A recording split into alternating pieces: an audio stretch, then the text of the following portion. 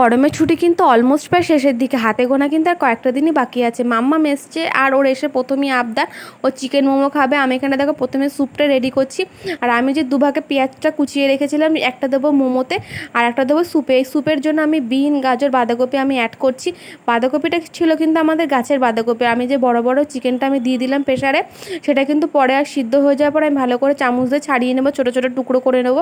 এখানে পরিমাণ মতন জল দেওয়ার পর আমি এখানটা অ্যাড করলাম হচ্ছে নুন। আর আমাদের ফ্রিজে যেহেতু সুইটকর্ন ছিল, তাই ভাবলাম স্যুপের মধ্যেও দিই, খেতে কিন্তু টেস্টি হয়েছিল। তো তারপরে আমি এখানটা প্রেশারটা বসিয়ে দিলাম, 3-4টে সিটি হয়ে যাওয়ার প্রেশারটা আমি দমে রেখেছিলাম। আর দেখো এখন আমি রেডি করব হচ্ছে মোমোর জন্য মাংসটা। তো আমি এখানটা মিক্সিতে মানে 3-4টে ঘোরান দিয়ে এরকম করে আমি কিমাটা করে নিয়েছিলাম। তোমরা তোমাদের মানে আন্দাজ মতন করে নিয়ে, বেশি হয়ে গেলে কিন্তু একটু অসুবিধা হবে। তারপর আমি অ্যাড করলাম হচ্ছে পরিমাণ মতন নুন, আর তারপর আমি অ্যাড করলাম হচ্ছে পরিমাণ মতন পেঁয়াজ। আর তোমরা যে মানে আমি যে এই যে এখানটায় যে আমি রসুনটা অ্যাড করছি, সেটা কিন্তু সবটা দেবো না, আমি এখানটা অর্ধেক দেবো আর বাকি অর্ধেক রেখে দেবো পরে স্যুপের জন্য। তো স্যুপটাতে পরে কী হয়, পরে রসুনটা দিলে কিন্তু রসুনের গন্ধটাতে না স্যুপটা না ভীষণই খেতে হয়। দোকানের মতন তার বাড়িতে হয় না, বাড়ির টেস্টটা অন্যরকম, দোকানের টেস্টটা সম্পূর্ণ অন্যরকম। তারপর আমি এখানটা পরিমাণ মতন 2 ঢাকনা আমি সয়া সস অ্যাড করলাম আর অর্ধেক পাতিলেবুর রস দিলাম। তারপর দিয়ে অ্যাড করলাম হচ্ছে আমি গোলমরিচের গুঁড়ো।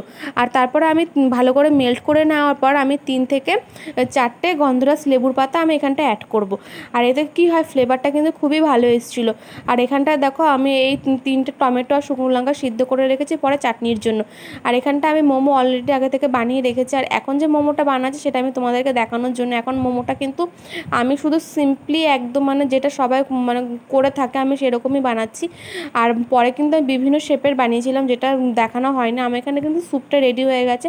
আমি এখানটা 2 ঢাকনা ভিনিগার অ্যাড করলাম। আর এখানটা যেটা আমি সেদ্ধ করে রেখেছিলাম টমেটো, শুকনো লঙ্কা, সামান্য একটু 2-1 কোয়া রসুন, একটুখানি আদা দিয়েছি, পেঁয়াজ কুচি দিয়ে ভালো করে আমি পেস্ট করে নিয়েছি। তেলের উপরে আমি এই পেস্টটা দেওয়ার পর পরিমাণ মতন একটু নুন অ্যাড করলাম আর দিয়েছিলাম হচ্ছে কয়েক ফোঁটা চিনির দানা।